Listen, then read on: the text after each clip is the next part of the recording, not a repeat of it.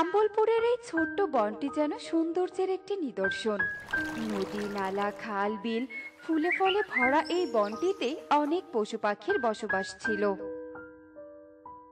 আর এই যে ছোট্ট দোকানটি দেখছো, এটা হলো টোনা পাখির দোকান। টোনা স্টিল, সীসা ও তামা দিয়ে বিভিন্ন রকমের কারুকাজ করে থালা বাসন তৈরি করত। বনের প্রায় সব পাখিরাই টোনার থেকে থালা বাসন কিনতো। বাবা, ও বাবা, তুমি কি এখন দোকানে যাচ্ছ? হ্যাঁ রে মা, আমি দোকানে যাচ্ছি। তোর কি কিছু লাগবে? বাবা, কাল তো আমার জন্মদিন। তুমি আমার জন্য একটা বড় তামার থালা বানিয়ে দিবে। আমি মাকে কাল অনেক রকমের রান্না করতে বলেছি। আমি কাল রানীদের মতো বড় থালায় বিভিন্ন রকম খাবার খাবো। তাই নাকি? আচ্ছা ঠিক আছে রে মা, আমি তোর জন্য একটা সুন্দর বড় তামার থালা আজকে তৈরি করব। টুনি, টুনি, কোথায় গেলে? দোকানের ব্যাগটা দাও তো। এরপর টুনি দোকানের ব্যাগ এনে টোনাকে দিয়ে দেয়, আর টোনা ব্যাগ নিয়ে দোকানে চলে যায় আর তার মেয়ের জন্য সুন্দর করে থালা বানাতে থাকে। ইকরিমা, এই যে এটা তোর জন্মদিনের উপহার। ওয়াও, এটা তো একটা কার। বাবা, কারটা আমার অনেক পছন্দ হয়েছে। বাবা, এই কারটা আমি এখন চালাতে চাই। কিন্তু তুমি তো ঠিক করে গাড়ি চালাতে পারো না। পারি বাবা, আমার কোনো সমস্যা হবে না। বাবা, আমি এখন গাড়িটা চালাই। আচ্ছা ঠিক আছে, আর যদি কোনো সমস্যা হয় তাহলে আমাকে ফোন দিও। এ বনের মোড়ল হলাম আমি, আর তুমি আমার একমাত্র কন্যা, তাই তোমার কোনো সমস্যা হবে না। এরপর ইকরি তার গাড়ি নিয়ে চলে যায়। ইকরি ঠিক করে গাড়ি চালাতে পারতো না। ইকরি বেপরোয়া গতিতে গাড়ি চালাচ্ছিল, আর দ্রুত গতি হওয়ার জন্য ইকরি গাড়ি ব্রেক করতে পারে না। আর গাড়ি এসে টোনার দোকানে ধাক্কা লাগে। টোনার পুরো দোকান ভেঙে চুরে একাকার হয়ে যায়। সেই সাথে টোনাও আহত হয়, আর ইকরি সেখান থেকে পালিয়ে যায়। বাবা, আমার গাড়িটা অ্যাক্সিডেন্ট করেছে। ওই টোনা কাকুর দোকান একদম ভেঙে গেছে। তবে কি ওরা আমাকে এখন পুলিশে দিবে? তোর কিচ্ছু হবে না, আমি হলাম এ বনের মোড়ল, তাই ওসব গরিব দরিদ্র পাখিরা আমাদের কিচ্ছু করতে পারবে না। কিছু টাকা দিয়ে দিব, তাই হবে, তুমি কোনো চিন্তা করো না। এদিকে টোনা তার ডানায় আঘাত পাওয়ার কারণে তাকে হাসপাতালে ভর্তি করানো হয়। তোমার কিচ্ছু হবে না টোনা, তুমি ঠিক সুস্থ হয়ে বাড়ি ফিরবে। মা, ওই মোড়লের মেয়ে তো এসবের জন্য দায়ী, তাই এর বিচার তো মোড়লকেই করতে হবে বলো। টুকি, ওরা সমাজের ধনী পাখি, তাই ওদের বিচার হয় না রে মা। বরং ওদের বিচার করতে গেলে আমাদের মতো দরিদ্র পাখিদের পথে বসতে হয়। তুমি একদম ঠিক বলেছ টুনি। দোকানটাও শেষ, আমি অসুস্থ, আমার চিকিৎসার জন্য অনেক টাকার প্রয়োজন। তুমি বরং মোড়লের কাছে যাও, যদি কিছু টাকা দিয়ে সাহায্য করে। হ্যাঁ টোনা, আমিও তাই ভাবছিলাম। তার মেয়ের জন্য আমাদের এত বড় ক্ষতি হলো, সে নিশ্চয়ই আমাদের ক্ষতিপূরণ দিবেন। এরপর টুনি টুকিকে নিয়ে মোড়লের বাড়িতে যায় আর মোড়লকে সব কথা খুলে বলে। আর সব শুনে মোড়ল বলে, এই নে 500 টাকা, এটা দিয়ে কিছু করে নিস। মোড়ল মশাই, আপনার মেয়ের জন্য আমাদের দোকান একদম ধ্বংস হয়ে গেছে। বাবাও হাসপাতালে, আর আপনি মাত্র 500 টাকা দিচ্ছেন। আমরা ভিখারি নই, আমাদের আপনি ক্ষতিপূরণ দিন। এতটুকু বাচ্চা মেয়ে আমার মুখের ওপর কথা বলিস? তোদের আমি কোনো ক্ষতিপূরণ দিব না, এই 500 টাকাও দিব না, যা ভাগ এখান থেকে। ঈগল টুনি আর টুকিকে তার বাড়ি থেকে বের করে দেয়। এদিকে হাসপাতালের বিল পরিশোধ না করার কারণে হাসপাতাল থেকে টোনাকে বের করে দেয়া হয়। টুনি, এ আমাদের সাথে কি হয়ে গেল? এবার আমরা কি করে চলবো? মেয়েটাও যে আর স্কুলে যেতে পারছে না। আমি এক হতভাগা বাবা যে মেয়ের মুখে খাবার পর্যন্ত তুলে দিতে পারছি না। মেয়ের বড় থালায় খাওয়ার শখটাও পূরণ করতে পারিনি টুনি। এভাবে বলো না টোনা, তুমি তো অসুস্থ। আমি দেখছি, যদি কোনো কাজ পাই তবে ঠিক একটা ব্যবস্থা হয়ে যাবে। এরপর টুনি বনের অনেকের কাছে সাহায্য চায়, কিন্তু কেউই তাকে সাহায্য করে না। এমনকি সে একটা কাজের সন্ধানটুকুও পায় না। এদিকে টোনাও আরো বেশি অসুস্থ হতে থাকে, আর বিনা চিকিৎসায় টোনা একদিন হঠাৎই মারা যায়। হে সৃষ্টিকর্তা, সুখের সংসারে এই কার অভিশাপ লাগলো? টোনা, আমাকে তুমি ক্ষমা করে দাও। আমি তোমাকে বাঁচাতে পারলাম না টোনা, বাঁচাতে পারলাম না। টোনার মৃত্যুতে টুনি একদম ভেঙে পড়ে। তারপর সে নিজেকে সামলিয়ে মেয়ের মুখের দিকে তাকিয়ে কাজ করতে শুরু করে। টুনি একটা জমিতে চাষাবাদের কাজ পেয়েছিল। দিনরাত পরিশ্রম করে টুনি জমিতে কাজ করে যা টাকা পেত তা দিয়ে মা মেয়ের দিন কোনো রকমে চলে যেত। এ কি, এত বৃষ্টি হচ্ছে, কিন্তু কাজ শেষ না করে গেলে তো মালিক টাকা দিবে না। তাই আমাকে বৃষ্টির মধ্যেও কাজ করতে হবে। সারাদিন টুনি বৃষ্টিতে ভিজে কাজ করে, আর এভাবে বৃষ্টিতে ভেজার কারণে টুনির ভীষণ জ্বর এসে যায়। তোর খুব খিদে পেয়েছে তাই না রে মা? তুই একটু তোতা দাদার কাছে যা, ওনার কাছে আমি কালকে 300 টাকা পাই। যা মা, টাকাগুলো নিয়ে আয়। বাইরে তো খুব বৃষ্টি হচ্ছে, এই বৃষ্টিতে ভিজলে জ্বর আসবে। তাই একটা কচু পাতা বা কলা পাতা নিয়ে যা। এরপর টুকি একটা কচু পাতা মাথায় দিয়ে তোতার বাড়িতে যায়, আর দরজায় ঠক ঠক করতে থাকে। এই বৃষ্টির মধ্যে আবার কে এলো? এ কি, তুই কি চাই? মা বললো মা নাকি কাজে টাকা পায়, সেই টাকা চাইলো। কিসের টাকা? কোনো টাকা নেই। তোর মায়ের জন্য আমার জমির বিরাট ক্ষতি হয়েছে। টাকা তো দূরে থাক, তোর মাকে আর কাজেই নিব না। যা তো, যা এখান থেকে, বিরক্ত করিস না তো। তোতা টাকা না দিয়ে টুকিকে তাড়িয়ে দেয়, আর টুকি অসহায় হয়ে বাড়িতে চলে যায়। এদিকে দিন দিন টুনির অসুস্থতাও বাড়তে থাকে। ঘরে খাবার নেই, মাও অসুস্থ। এসব দেখে টুকি একদম দিশেহারা হয়ে পড়ে। বাবাকে হারিয়েছি, মায়ের আমি কিচ্ছু হতে দিব না। আমাকে এবার একটা কাজ করতে হবে।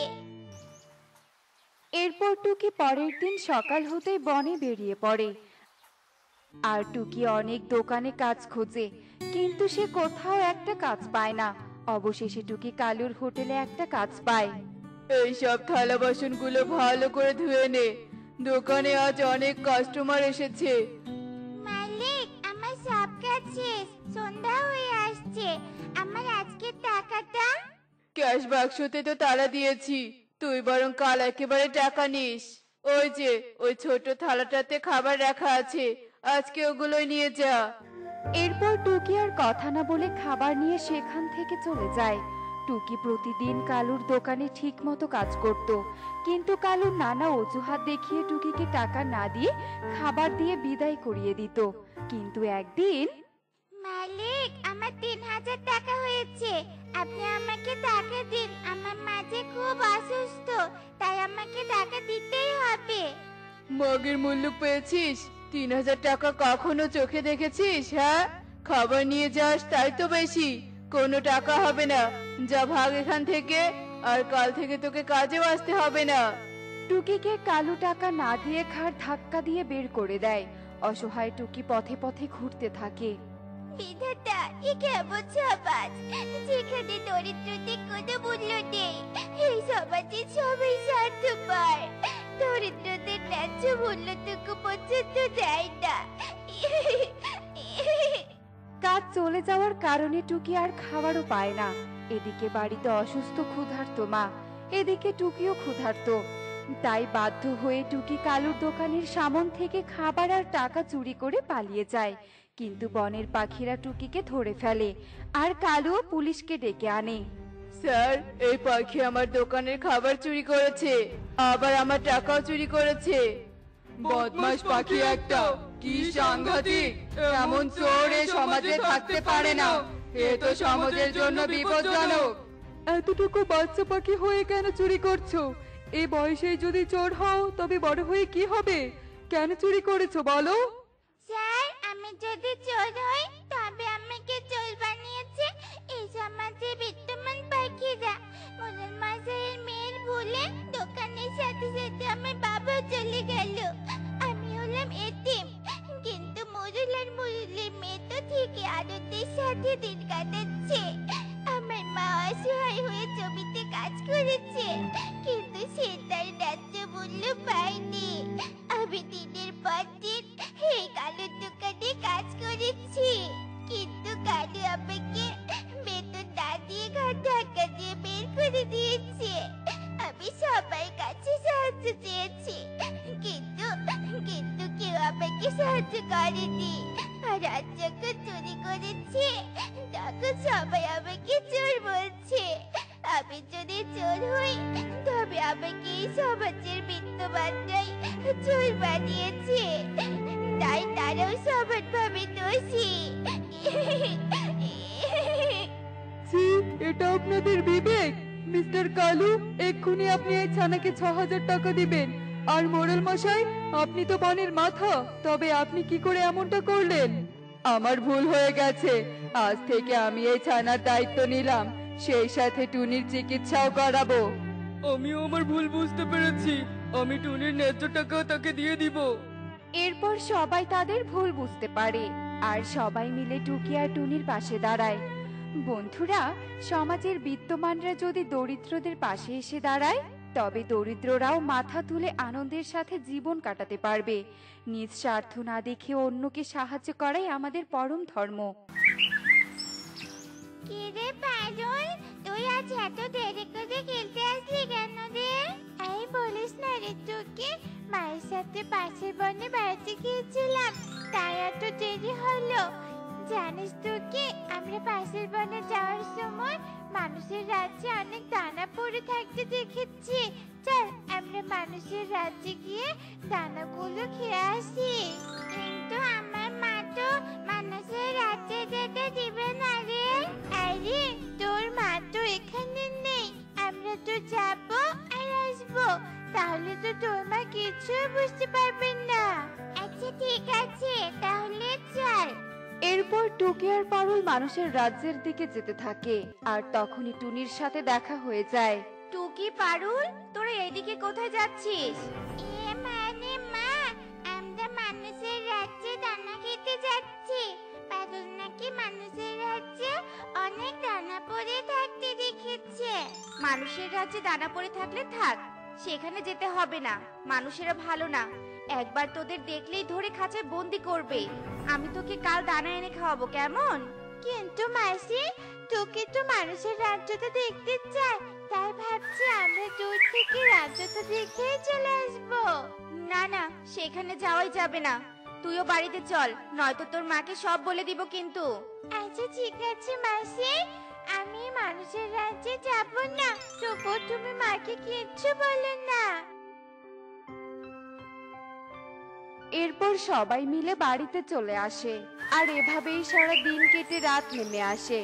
আর রাতে টুনি ও টুকি খাবার খেয়ে ঘুমিয়ে পড়ে। বন্ধু, খেলতে খেলতে তোমার বুঝি খুব খিদে পেয়েছে? এই দানাগুলো খেয়ে নাও, আর তারপর আমাদের পুরো গ্রামটা তোমাকে ঘুরে দেখাবো, কেমন? আচ্ছা ঠিক আছে বন্ধু।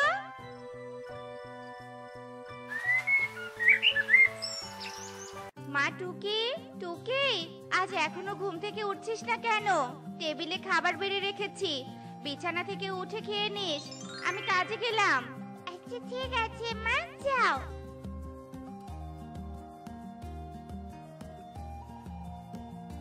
মা তো চলে গেছে, এই সুযোগে পারুলকে নিয়ে মানুষের রাজ্যে যাব। আমি তো স্বপ্নে দেখেছি মানুষেরা খুব ভালো হয়, আমার মনে হয় তারা আমাদের বন্দি করবে না। এসব বলে টুকি পারুলের কাছে চলে যায়, আর পারুলকে সব বলে তারা মানুষের রাজ্যে যাওয়ার জন্য রওনা দিয়ে দেয়। আর তারা উঠতে উঠতে মানুষের রাজ্যে পৌঁছে যায়।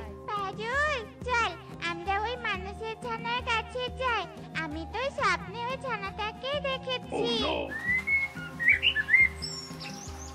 এই যে পাখি, তোমরা এখানে দাঁড়িয়ে আছো কেন? এখানে এসো, আমরা একসাথে খেলা করি। সত্যি সত্যি তুমি আমাদের সাথে খেলা করবে? আমার মা বলেছে মানুষরা ভালো হয় না, আমাদের দেখলে নাকি খাঁচায় বন্দি করে রাখবে, তাই তো ভয়ে ভয়ে এখানে দাঁড়িয়ে তোমার খেলা দেখছিলাম। সব মানুষরা পাখিদের ধরে বন্দি করে না, অনেক খারাপ শিকারী মানুষ আছে, তারাই এই কাজ করে। আর আর এজন্য হয়তো তোমার মা তোমাকে ভয় দেখিয়েছে। যাই হোক, তোমরা আমার কাছে থেকে কোনো চিন্তা করো না। আমি তোমাদের কাউকে ধরতে দিব না। চলো বাড়িতে গিয়ে মা বাবার সাথে পরিচয় করিয়ে দেই। মা বাবা, দেখো দেখো, আমার দুটো পাখি বন্ধু এসেছে। এদের যদি কেউ ধরতে চায়, তুমি কিন্তু একেবারে ধরতে দিবে না। আচ্ছা ঠিক আছে রে মা, পাখি দুটো কতই না সুন্দর। তা তোমাদের নাম কি গো ছানা? আমার নাম টুকি, আর আমার বন্ধুর নাম পারুল। বাহ, তোমাদের নামগুলো তো অনেক সুন্দর। মা টুম্পা, তুই কি বন্ধুদের নিয়ে শুধু গল্প করবি? ওদের কিছু খেতে দে। হ্যাঁ বাবা, দিচ্ছি।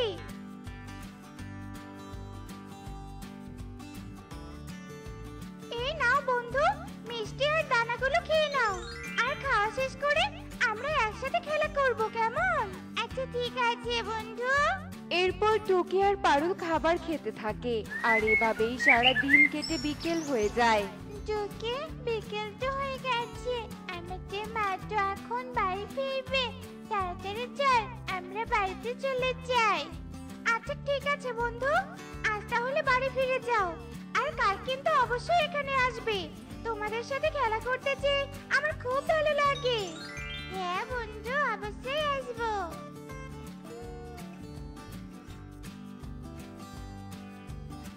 টুনি, সুখী, এদিকে একটু শোন তো। কি হয়েছে কালু দাদা, আমাদের ডাকছো কেন?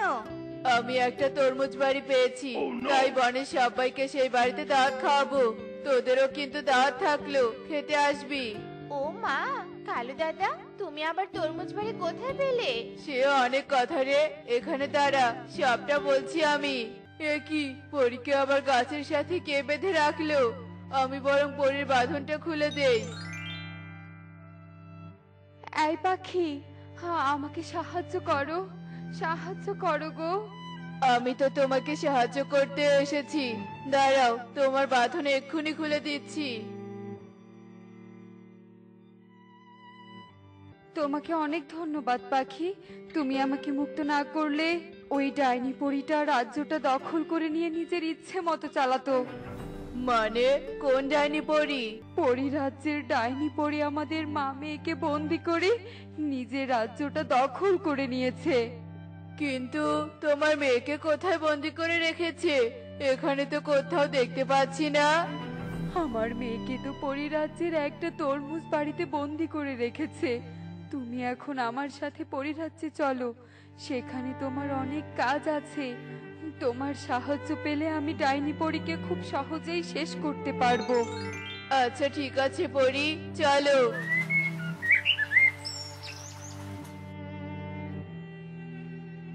এই গাছের কুঠোরে ডাইনির প্রাণভ্রমরা লুকানো আছে একটি জারের মধ্যে।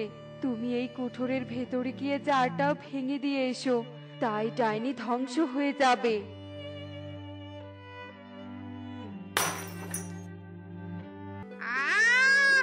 আমার শরীরটা এমন লাগছে কেন? মনে হচ্ছে আমার প্রাণ ভোমরায় কেউ আঘাত করছে। আহ! ও! ওরে মারে, মরে গেলাম রে! শয়তান ডাইনি পরী, তোর উচিত শিক্ষা হবে। নিশ্চয় আমার মা চলে এসেছে। তোর মাকে আমি ছাড়বো না, ছাড়বো না। এসব বলতে বলতে ডাইনি পরী ধ্বংস হয়ে যায়, আর কালু ও পরী সেখানে চলে আসে। সত্যি মা, তুমি এসেছো? ইয়ে, কি মজা, কি মজা! এখন আমাদের রাজ্যে আমরা আবার ফিরে যাব। রাজ্য পাওয়ার জন্যই তো এই পাখিকে এখানে নিয়ে এসেছি। শয়তান ডাইনি পরী ভেবেছে আমরা তো কেউ গাছের কুঠোরে ঢুকতে পারবো না, তাই ও কুঠোরে প্রাণ ভ্রমরা রেখেছিল। কিন্তু কারো সাহায্য পেলে যে সবকিছু করা সম্ভব এটা সে জানতো না। পাখি, এখন বলো তোমার কি চাই? তুমি যা চাইবে আমি তোমাকে তাই দেব। বেশি কিছু চাই না পরী, এই অন্যরকম তরমুজ বাড়িটা আমার খুব পছন্দ হয়েছে। তুমি আমাকে বাড়িটা দিলে খুব খুশি হব।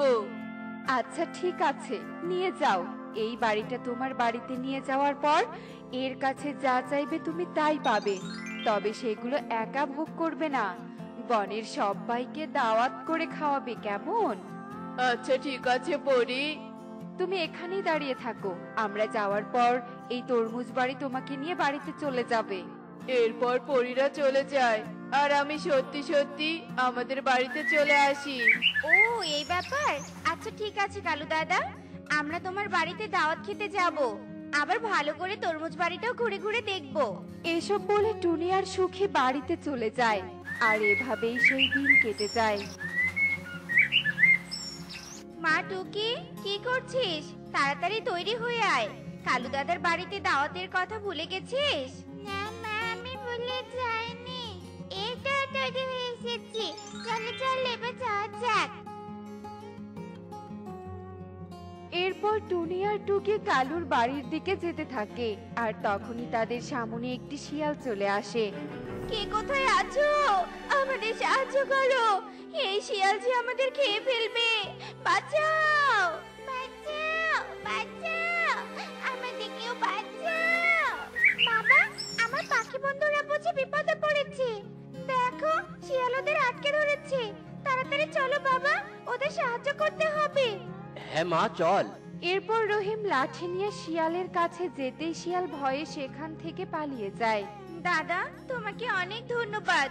আজ তুমি সাহায্য না করলে শিয়াল যে আমাদের খেয়েই ফেলতো।